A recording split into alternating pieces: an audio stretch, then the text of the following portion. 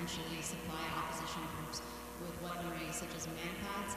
And then secondly, would you agree with the French and British assessment that the Russian actions in Syria constitute war crimes?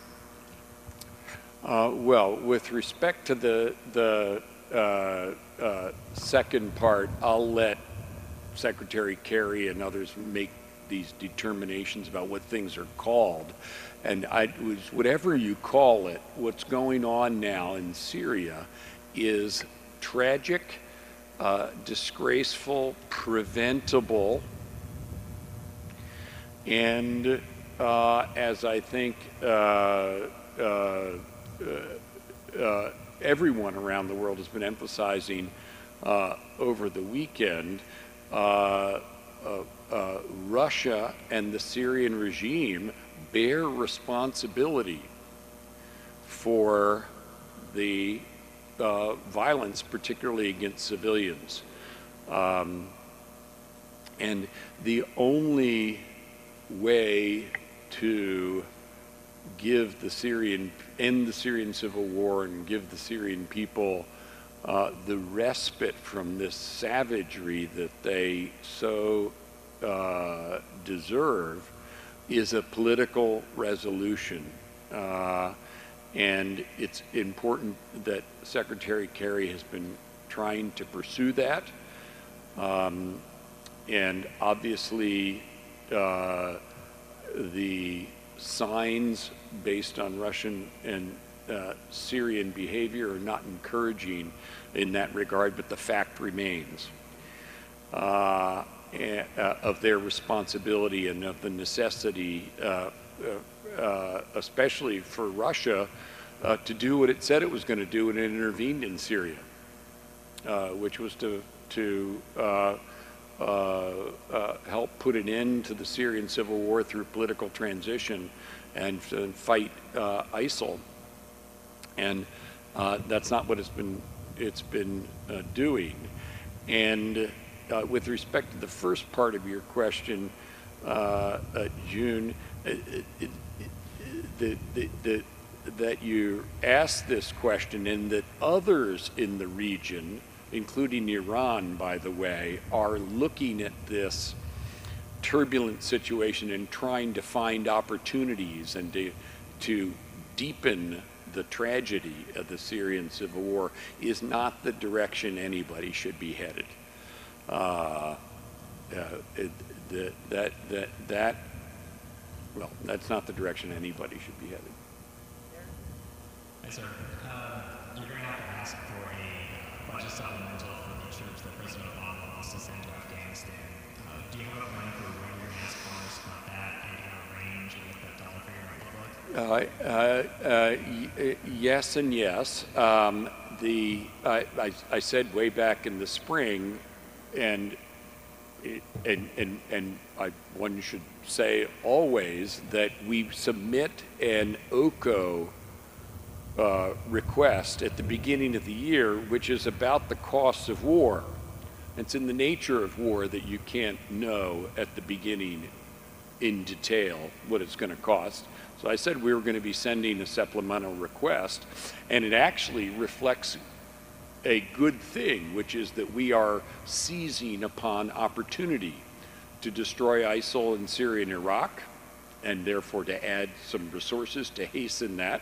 And we're seeing opportunities to strengthen what we've long been embarked on in Afghanistan with Operation Resolute Support there with our coalition partners there. So this reflects the seizing of opportunities by the president, opportunities that are good for us. So it's a very natural thing to do and a good thing to do. And we will ask, and there is a range, and we're going to continue to refine that. And as I told Congress when I appeared before our committee, our Armed Services Committee on the Senate, that we would continue to refine those estimates while they were out of session and have a completed estimate when they come back in November, hopefully to complete the budget, of course, in its entirety, because of course it's the fiscal year, I forget what the date is, the 26th of September now. For the 8th consecutive year in a row, the fiscal year is coming to an end without a federal budget. So I would be grateful come November, not only for approval of a adjusted OCO budget, but for approval of the budget of the federal government.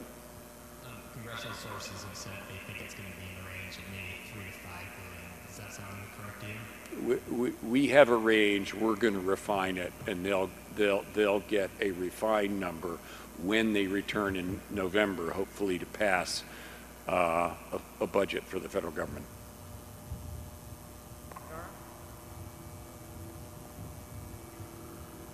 Thank you, Mr. Secretary.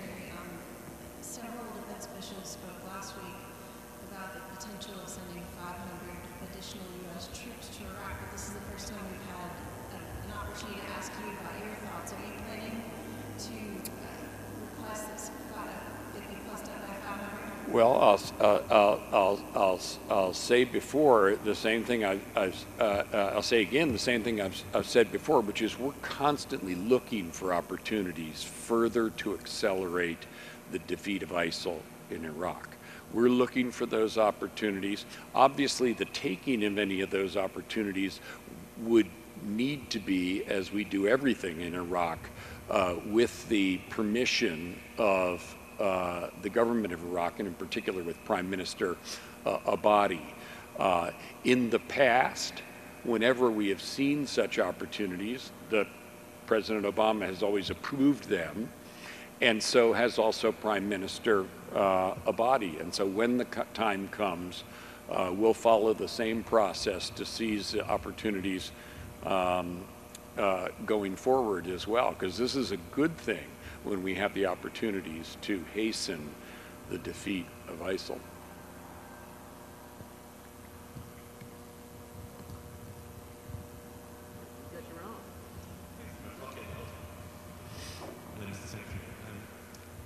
America is recapitalizing its entire nuclear triad, and Russia also is accelerating its expenditure on its own nuclear force. Is this the start of a new nuclear arms race? No, it is not. And I can say that because the Russian nuclear activities, which are not only different in size, but in their nature in some respects from the past, began before the United States made any decisions about recapitalizing its triad. And second, the second piece of evidence is, as I noted in my speech, that for 25 years the United States has not built new nuclear systems to replace the ones that are here. That's why it takes such heroic efforts by such skilled people as you see here at Minot to keep weapon systems that are 30 years and older going. So the United States has not, in fact, been doing that. So it can't be the cause of anything that takes place in Russia or China or North Korea. And so the facts belie that proposition. Real quick, Brian? It's in that vein, the Air Force is planning to buy 80 to 100 B-21s, although some, including the head of Global Strike Command, said that number might not be enough for the missions needed in the future. Is that a number that should be reevaluated, and how likely is it that more raiders could be? That's the number we're planning on now. It's perfectly reasonable that I'm sure it'll be constantly evaluated and reevaluated as the program continues. I'll just remind you that the B-21 program was largely conceived of, including the size of the buy, but the nature of it, not just with the nuclear mission in mind. It was for conventional missions, and we decided also to give it the capability to execute the nuclear mission. But it's dual purpose, and both purposes would go into it, go into determining the size of the program as we now foresee it. You guys, if you're quick, we can sneak in. Yep. Opinion of the ICBM force in the wake of the scandal that hit 2 years ago. I wanted to know what you thought of how the force improvement program had been going, and also your mentor Bill Perry recently commented that he'd like to see the ICBM force come to an end. So I'd like to get your opinion on that. Well, with respect to the force improvement program, that was, as I said earlier, an essential thing for us to embark on. I think it came out of a recognition that we had some force management issues here that we needed to address and address promptly. That decision was made a few years ago. What I can tell you on the basis of my visit today was that in talking to airmen here, they very much appreciate and feel the effects of that. And that tells me that the reasons that it was put in place by the Air Force and why we're carrying it out are bearing fruit. And I explained some of that earlier about the necessity to do it. And with respect to the recapitalization of the ICBM force, that is part of our plan. We do intend to recapitalize the ICBM forces. If you've seen it here, it's still performing excellently and is a strong deterrent, but it is getting older.